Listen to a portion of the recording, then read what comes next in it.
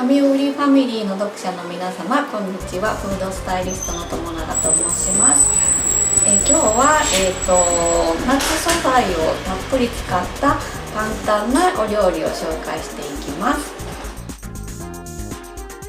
今日は、ナスとトマトのミントサラダを作っていきます。では材料なんですけれども、こ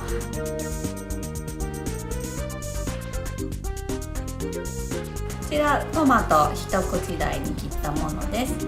で、玉ねぎですね、薄くスライスしてお水にさらしておきます。でこちらがニンニクを潰しておきます。で最後にナスですけれども、一口大乱切りですねにしていきます。フライパンにナスを先ほど切ったナスを入れていきます。でこの上からオリーブオイルですねを大さじ2かけていきます。でオリーブオイルをかけてもらったら、少しこうナスに絡めるようにしていただいて、ここから火にかけてナスを焼いていきます。こうすることによってナスは油を吸いやすいですけれども、先に絡めて加熱してあげることで油の吸収を、抑えることができるので、ヘルシーに仕上げることができます。では、火にかけてもらったら蓋をしていきたいと思います。これでナスを蒸し焼きにしていきます。ドレッシングの方を作っていきます。で米酢ですね、大さじ2杯で蜂蜜ですね、小さじ1入ります。で、先に米酢と蜂蜜をよく混ぜます。混ざりましたらお塩ですね、塩を入れてよく混ぜ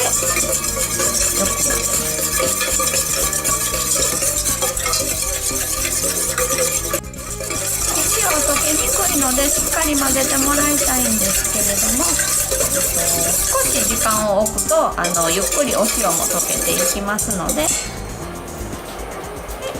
胡椒も入れてさらに混ぜます。こちらでドレッシングの完成です。ナスですけれども、最初、オリーブオイルを絡めてから中火で蒸し焼きにしていきます。その後、パチパチとナスから音がしてきますので、中火から、弱火よりも少し強いぐらいの中火でナスを柔らかく焼いていきます。で焼き加減はこれぐらいになったら一番美味しい頃合いだと思います。はい、ドレッシングの材料を混ぜたらトマトを入れていきます。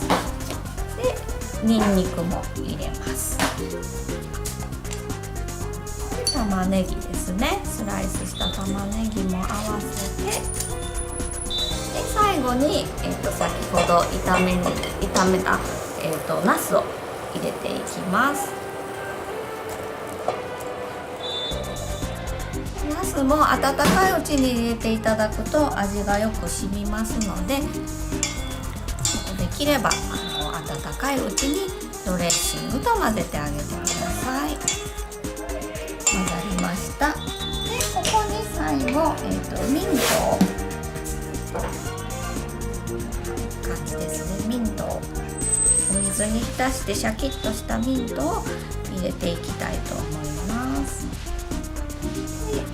ミントもちぎると香りがすごく出ますので、適当な大きさにちぎってください。感じですね。これをパラパラっと入れていきます。